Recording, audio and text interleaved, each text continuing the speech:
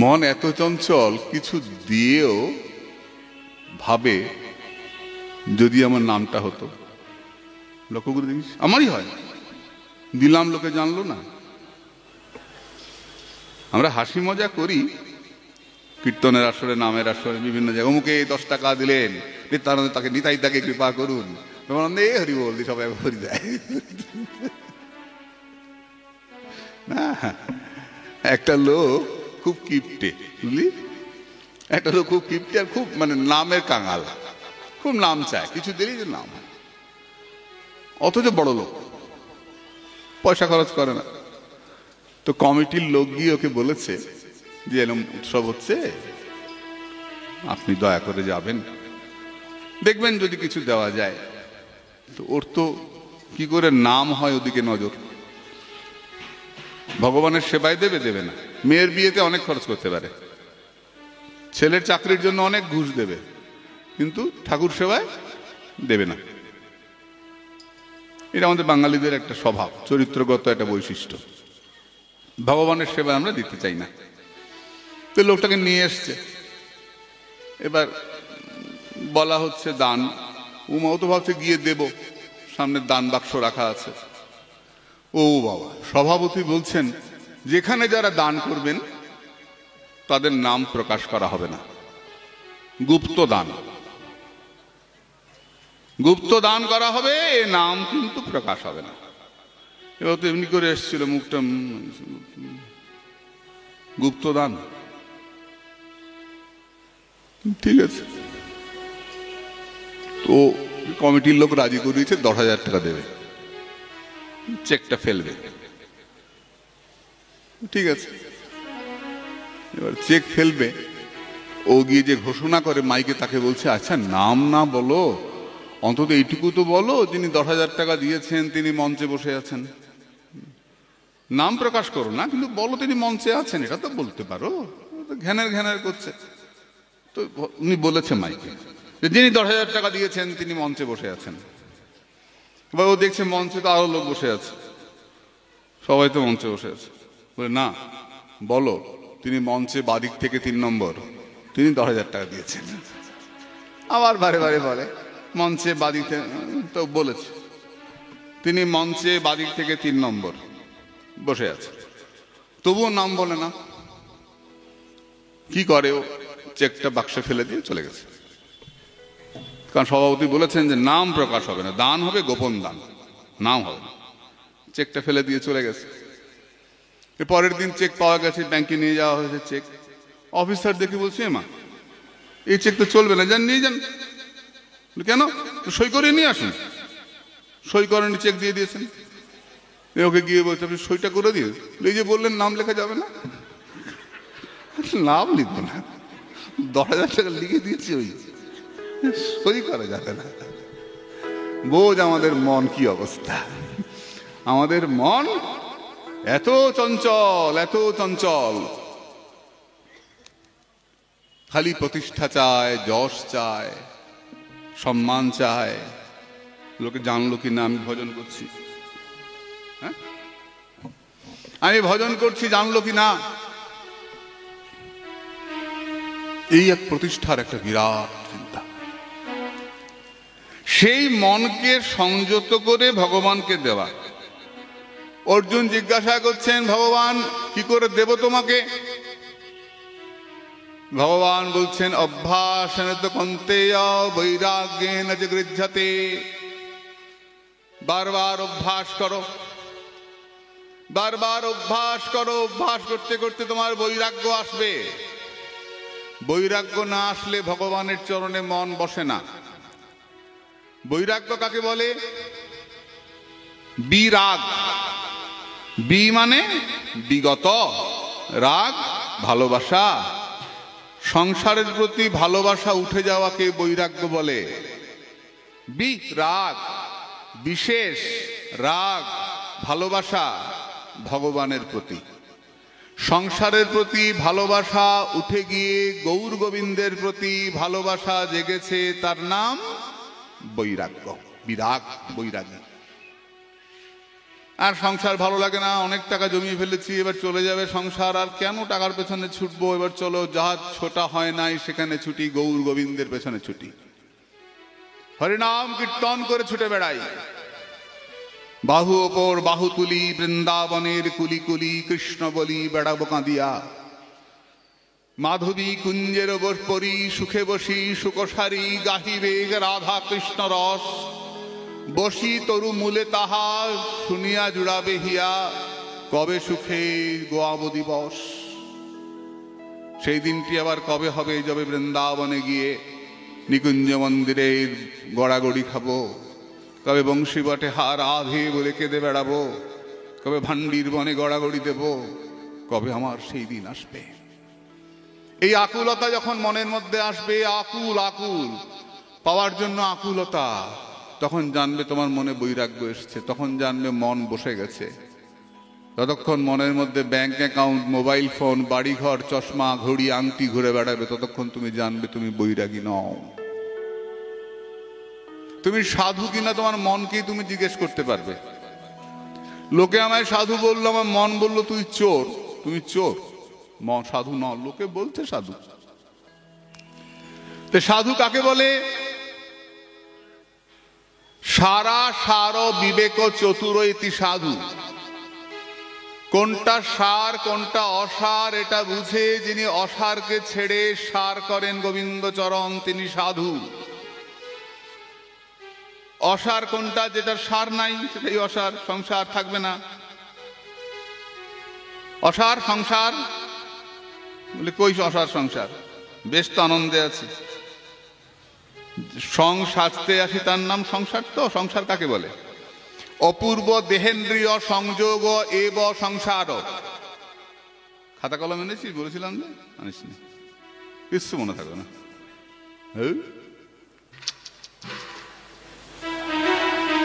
লিখলে পরে মনে থাকে। অপূর্ব দেহেন্দ্রীয় সংযোগ এব সংসার, যেটা অপূর্ব, যেটা আমার আগে ছিল না, এখন সম্পর্ক হয়েছে, তারপরে থাকবে না, তার নাম সংসার। আমি আজ থেকে 60 বছর আগে ছিলাম না, 60 বছর পর থাকবো না। এই জামাটা 60 বছর আগে ছিল না, থাকবে না। বল কোনটা থাকছিল, কোনটা থাকবে?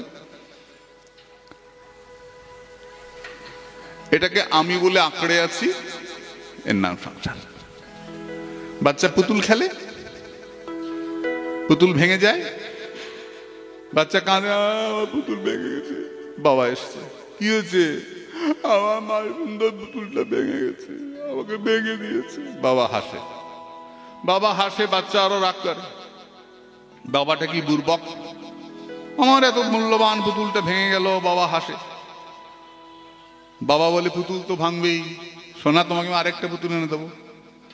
বাবা যেই আরেকটা পুতুল আনে, আগের পুতুলের কথা ভুলে যায়। এর নাম সংসার। স্বামী মারা গেছে, হাউ হাউ করে কাঁদছে। গুরুদেব এসে বললেন সংসারটা তো হবেই। আমার স্বামী মারা গেছে, আপনার ভালো হয়েছে, হবে না। কিচ্ছু না, একটা পুতুল গেছে, আবার পুতুল আসবে। কিছুদিন পরে বললাম আপনি কেমন আছেন? না, এখন মেয়ের কাছে আছি, মেয়ে জামাই খুব ভালো দেখেছে, খুব ভালো আছি। আগের পুতুলের কথা ভুলে গেছে, আরেকটা পুতুল এসে গেছে। মিলিয়ে দেখে নিও। একটা জিনিস চলে যায়, ঠিক মানুষ আরেকটাকে অবলম্বন করে নেয়। কাঁদে, স্বামী মারা গেছে কাঁদে, কিন্তু তারপরে সেই মহিলাও হাসে। আর যার বউ মারা যায় তো ভাগ্যবান, শ্মশানে গিয়েই ডেট দেখে পরের বিয়াটা কবে, ডেট আছে কিনা, তো ভাগ্যবান লোক। কি করব, সংসার চলে না, অসার। থাকতে কত কিছু বলছে, আর যাওয়ার পরই তখন দেখে পরের ডেটটা কবে। সাধ্যের সঙ্গে সঙ্গে খেয়াল করে পরের ডেটটা কবে, বিয়ের ডেট আছে কিনা। ভাগ্যবানের বউ মরে। সব ছক জানি, সবাই বুঝি, কিন্তু ডুবে থাকি, ছাড়তে পারি না। এই জন্য আমরা সংসারী। আমিও বুঝি, ছাড়তে পারবো? পারবো না। এর নামই মায়া, মহামায়া। গলে ফাঁস দিতে ফিরে মায়া পিশাচি, বিষমায়ায় অন্ধ হইয়া দৈনদী বানসি, ইহারে করিয়া জয় ছাড়ানো না যায়। সাধু কৃপা বিনে আর নাহিক উপায়, অদোষ দর্শী প্রভু পতিত উদ্ধার, এইবার নরোত্তমে করহ নিস্তার। এর নাম মায়া। এই সংসারে যে ভালোবাসি আমরা একজন আরেকজনকে, এর নাম মহামায়া, গুণমায়া। আর যখন গোবিন্দকে ভালোবাসবো তখন নাম হবে যোগমায়া। ভগবানকে পাইয়ে দেয় যোগমায়া, যোগ করিয়ে দেয়। যদি হয় যোগ, না হয় বিয়োগ, বিয়োগ হইলে কেহ না জিয়। যে ভগবানের সঙ্গে যোগ করিয়ে দেয় তার নাম যোগমায়া। আর যা আমার তোমার সম্পর্ক করে দেয় তার নাম গুণমায়া। আমরা আটকে আছি সংসারে, আমি ছাড়তে পারবো না। কথা বলা সোজা, মনকে বোঝানো খুব কঠিন। যেই মাত্র মনকে বুঝিয়ে ফেলতে পারবো অমনি আমার বৈরাগ্য এসে যাবে। এবং ভগবান বলছেন তখনই তোমার মনটা বসে যাবে।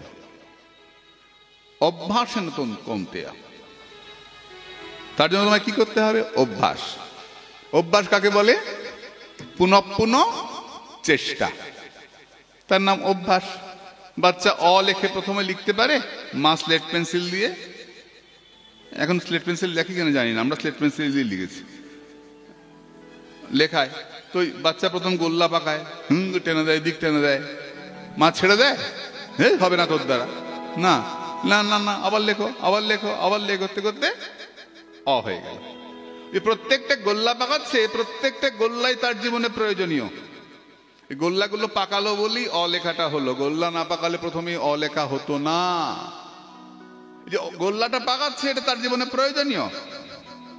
তেমনি তোমার মন বসছে না, কিন্তু তুমি নাম ঘোরাচ্ছ, এটা তোমার জীবনে প্রয়োজনীয়। ঘুরতে ঘুরতেই মন বসে যাবে। তাই অভ্যাস কন্তে, অভ্যাসটা ছাড়া যায় না, গোল্লা পাকানো ছাড়া যাবে না, গোল্লা পাকিয়েই যাও। মন লাগে আর না লাগে, গোল্লা পাকিয়েই যাও, আসনে বসেই যাও। এর নাম অভ্যাস। পুনঃপুন চেষ্টার নাম অভ্যাস। পুনঃপুন চিন্তার নাম, পুনঃপুন চিন্তার নাম ধ্যান। পুনঃপুন চিন্তার নাম ধ্যান।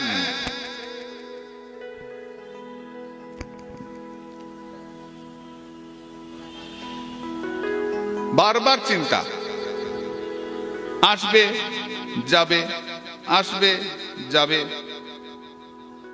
কয়েক সেকেন্ড কাজ পাগলা রাক্ষস, আসবে যাবে। বলছেন 6 সেকেন্ড, এটা আমি পাইনি, এক সাধুর মুখে শুনেছিলাম, গ্রন্থে পাইনি। আচ্ছা, 6 সেকেন্ডের বেশি মন এক জায়গাতে বসে না, ঠিক করে চলে যায়। হরে কৃষ্ণ, হরে কৃষ্ণ।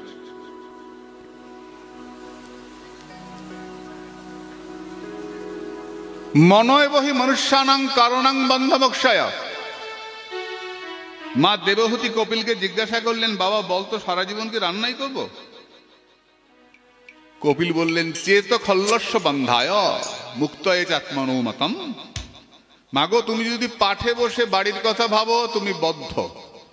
বাড়িতে বসে পাঠের কথা ভাবো, পাঠে যাওয়া হলো না, কি জানি কি আলোচনা হয়ে গেল, কত শেখার ছিল। পাঠ শুনতে যাই কেন আমরা? শেখার জন্য তো। গীতা পড়ি আমরা কেন? শেখার জন্য তো।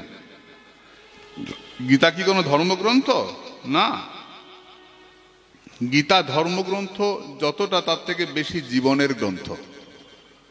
কর্তব্য অকর্তব্য, কি করা উচিত কি করা উচিত নয়, তার নাম গীতা। আমি সে প্রসঙ্গে পরে আসবো। তুমি যদি বাড়িতে থেকে পাঠের কথা ভাবো তুমি মুক্ত পুরুষ, সংসারে থেকেও তুমি ওই কথা ভাবছো।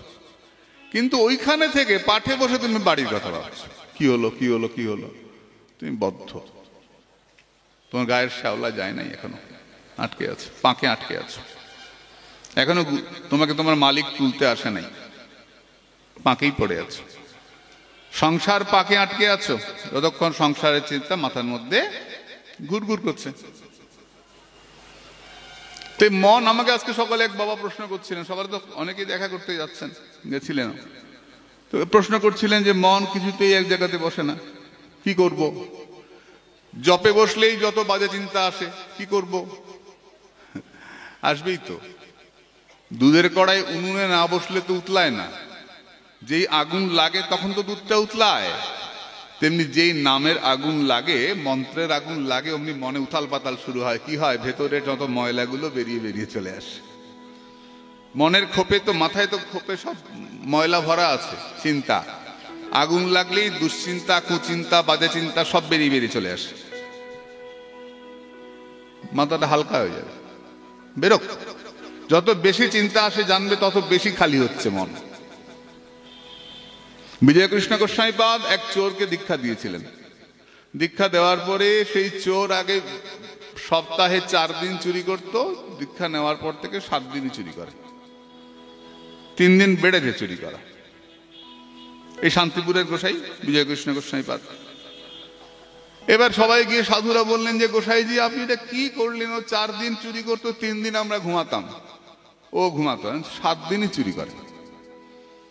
গোসাইজি বললেন নামের ক্রিয়া হচ্ছে।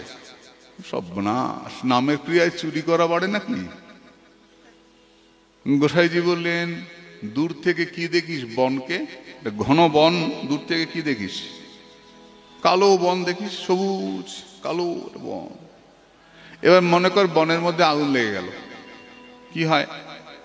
বনের মধ্যে হাতি যা আছে, হাতি, বাঘ, সিংহ, জন্তু জানোয়ার, হিংস্র যারা, শিয়াল, হায়না, কি করে বনে থাকে? ছুটে বেরিয়ে যায়।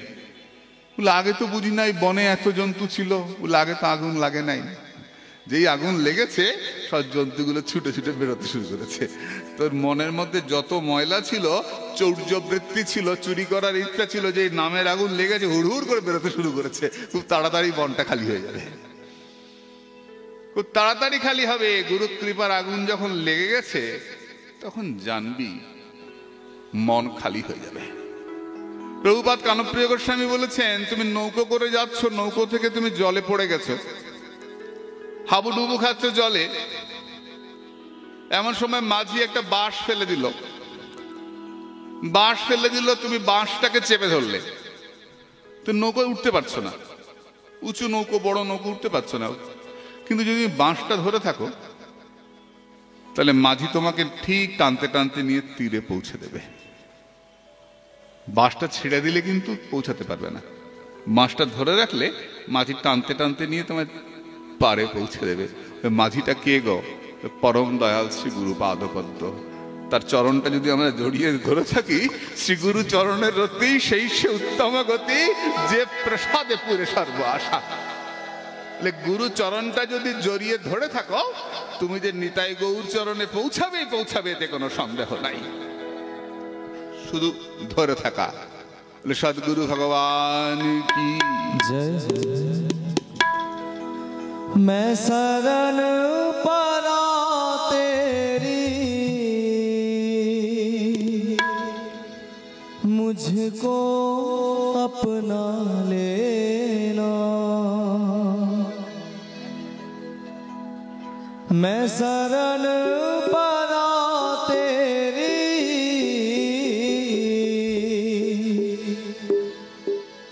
मुझको अपना लेना।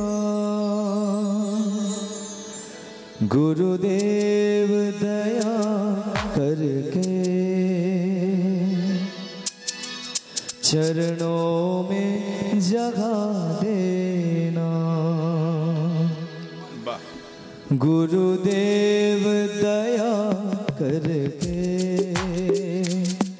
मुझको अपना लेना। गुरुदेव दया करके मुझको अपना लेना। मैं शरण परा तेरी, मुझको अपना लेना। मैं शरण परा तेरी, मुझको अपना लेना। गुरुदेव दया करके चरणों में जगह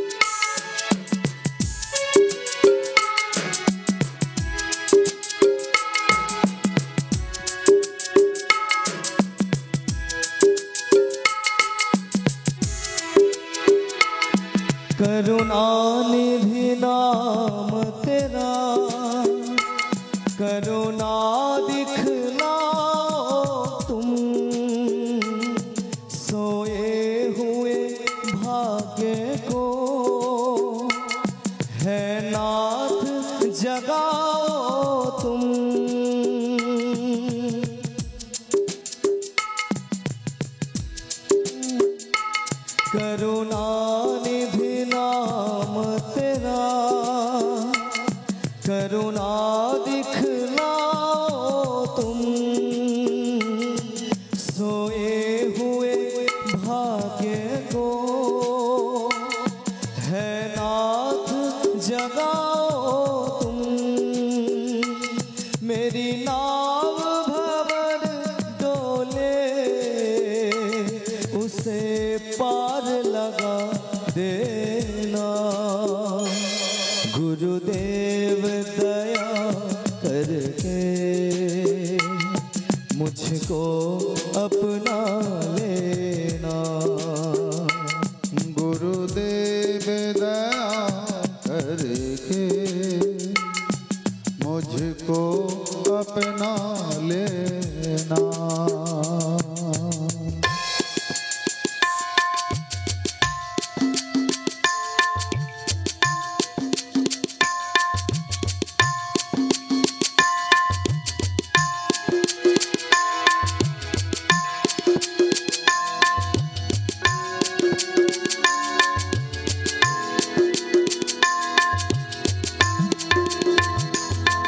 तुम सुख के सागर हो,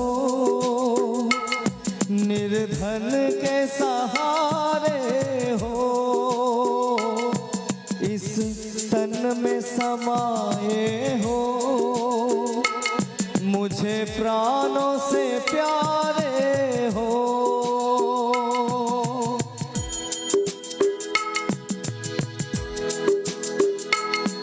तुम सुख के सागर हो, निर्धन के सहारे हो। इस तन में समाये हो, मुझे प्राणों से प्यारे हो। नित माला जपूं तेरी, नहीं दिल से भुला देना। गुरुदेव दया करके चरणों में जगा देना। गुरुदेव दया करके चरणों को अपना लेना।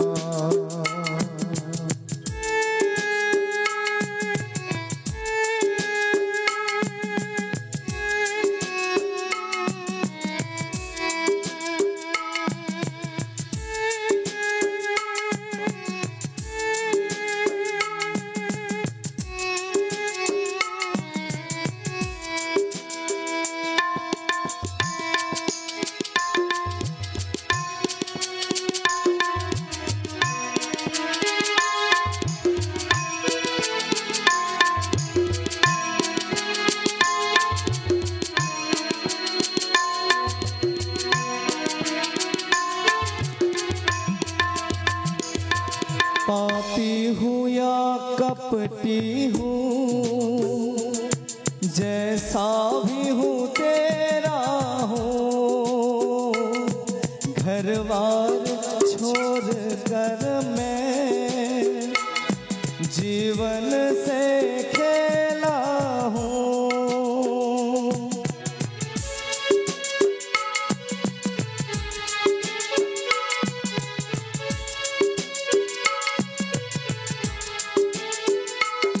पापी हूँ या कपटी हूँ, जैसा भी हूँ तेरा हूँ। घरवार छोड़ कर मैं जीवन से खेला हूँ। दुख का मारा हूँ मैं, मेरा दुखरा मिटा देना। गुरुदेव दया करके चरणों में जगा देना। गुरुदेव दया करके चरणों में जगा देना। मैं शरण पड़ा तेरी, मुझको अपना